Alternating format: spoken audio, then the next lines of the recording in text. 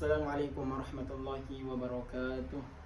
Alhamdulillah, alhamdulillahilladzi anzala as-sakinata fi qulubil mu'minin liyazdadu imanan ma'a imanihim.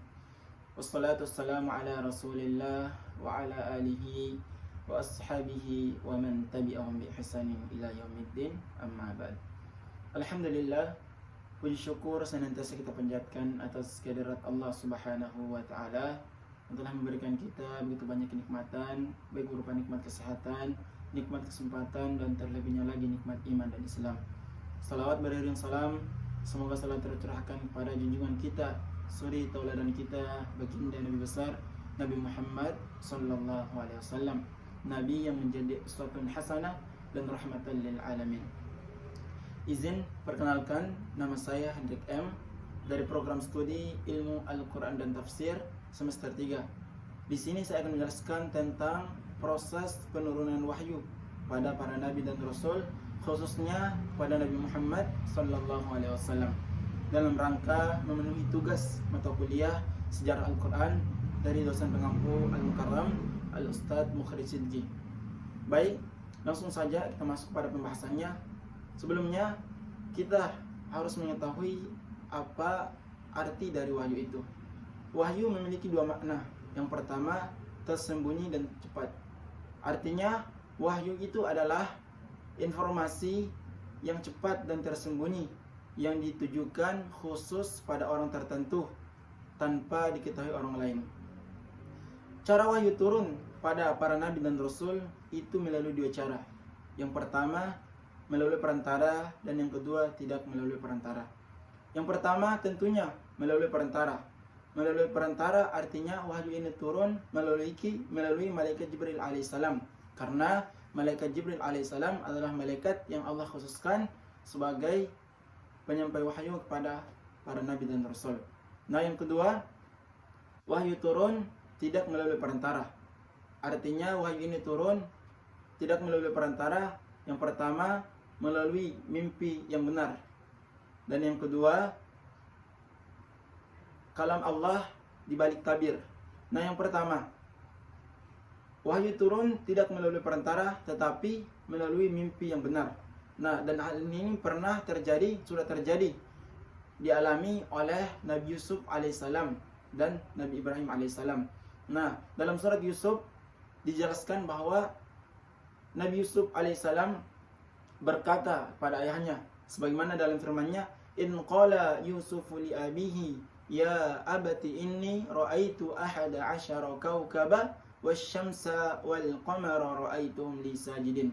Ingatlah ketika Yusuf berkata kepada ayahnya, wahai ayah, sesungguhnya dalam mimpiku aku melihat 11 bintang, 1 matahari dan 1 rembulan. Mereka semuanya sujud kepadaku. Nah, ini adalah salah satu bentuk wahyu Allah Subhanahu wa taala yang turun melalui mimpi yang nyata, mimpi yang dialami oleh Nabi Yusuf alaihissalam, dan ini benar terjadi.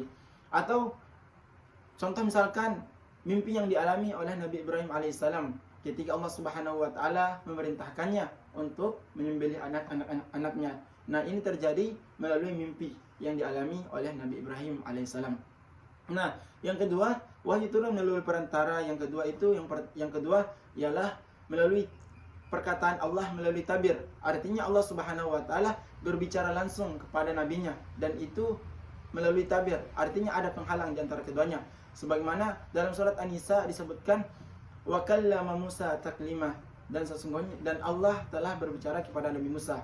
Nah, ini terjadi bahwa Nabi Musa alaihissalam pernah berbicara langsung kepada Allah. Akan tetapi ada tabir atau penghalang di antara keduanya. Atau juga saat proses Isra Mi'raj Nabi Muhammad SAW ketika diperintahkan untuk menerima wahyu, yaitu wahyu tentang salat.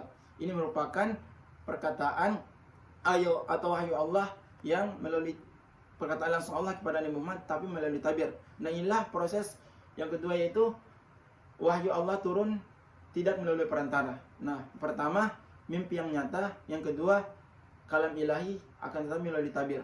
Ya.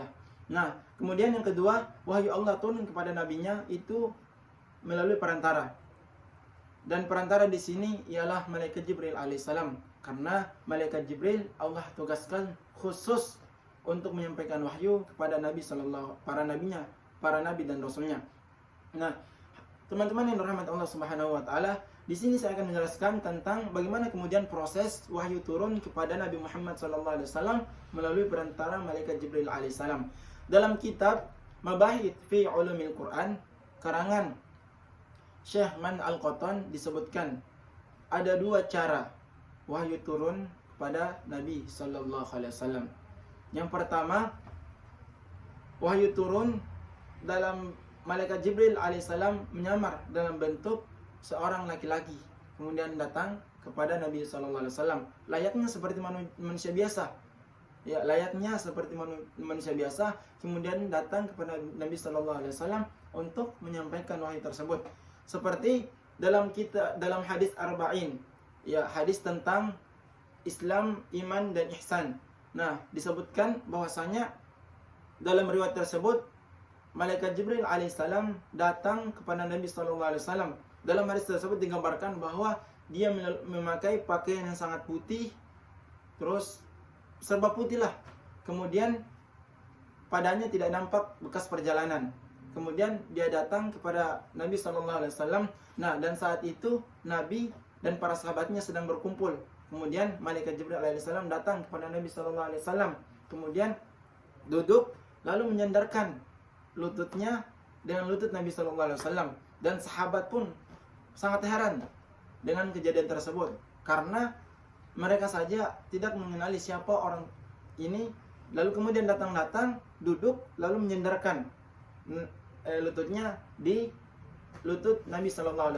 Dan kemudian dia bertanya tentang, wahai Nabi, wahai Rasul, katanya, beritahukan kepada aku tentang iman, Islam dan ihsan. Nah, akhirnya Nabi SAW menjawab pertanyaan tersebut.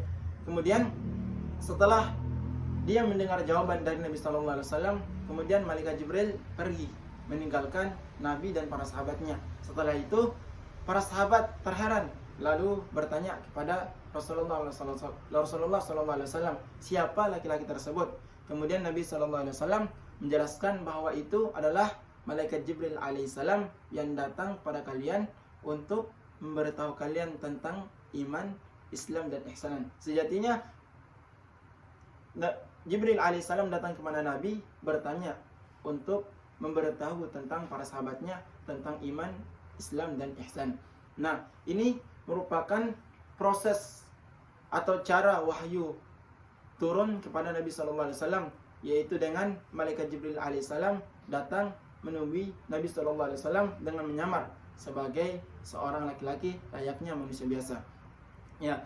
Nah, kemudian yang kedua, cara wahyu turun kepada Nabi SAW itu melalui dentingan atau bunyi lonceng yang sangat dahsyat, yang mampu mempengaruhi kesadaran seseorang.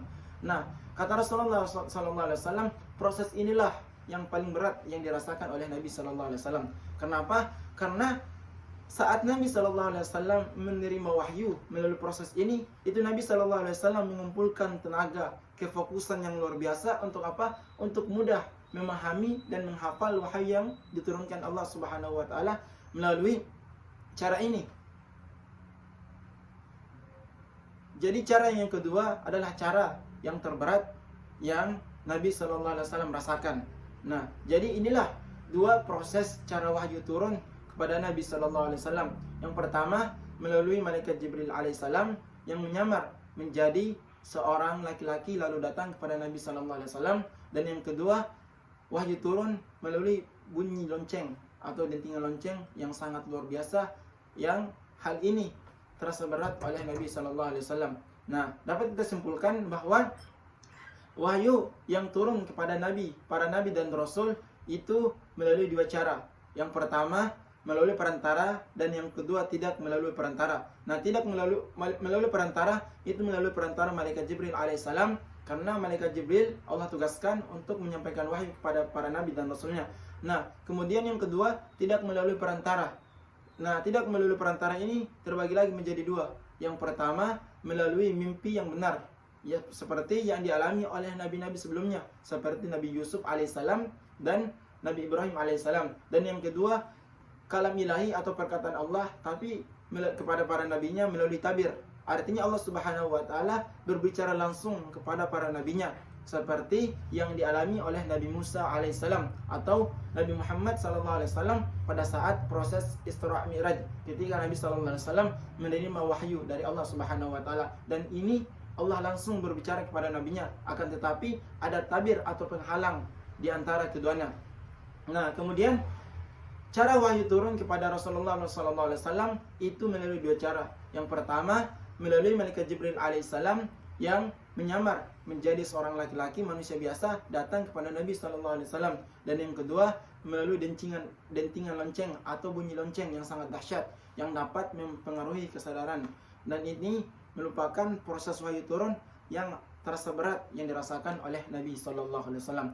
Baik, inilah mungkin penjelasan dari saya tentang proses turunnya wahyu kepada para nabi dan rasul, yang khususnya kepada Nabi SAW.